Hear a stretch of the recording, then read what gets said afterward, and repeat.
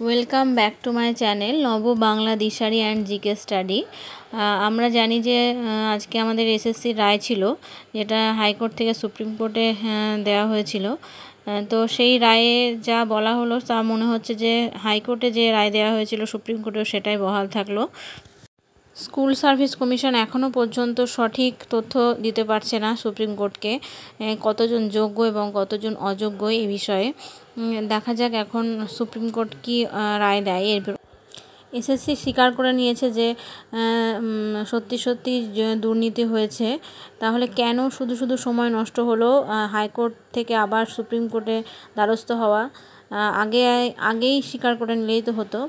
এখন আবার জানা যাচ্ছে যে 8,000 হয়তো নিয়োগ অবৈধ। এরপরে যে কি হবে কেউ জানে না, কিছুই বলা যাচ্ছে না, যেহেতু কোনো স্ক্যানিং নেই, কোনো সঠিক তথ্যই নেই ওই মার্কশিটের। জানি না কি হবে। এখনও পর্যন্ত সঠিক তথ্য না পাওয়ার কারণে আবার সুপ্রিম কোর্ট জুলাই অবধি স্থগিতাদেশ দিল। দেখা যাক এরপরে শুনানিতে কি দেখা যায়। তবে যেটা ন্যায় তার পক্ষে বিচার হওয়াটাই স্বাভাবিক, আর দুর্নীতিগ্রস্তগুলোই বাতিল হওয়া উচিত, এখন যেটা সুপ্রিম কোর্ট মনে করবে। ধন্যবাদ।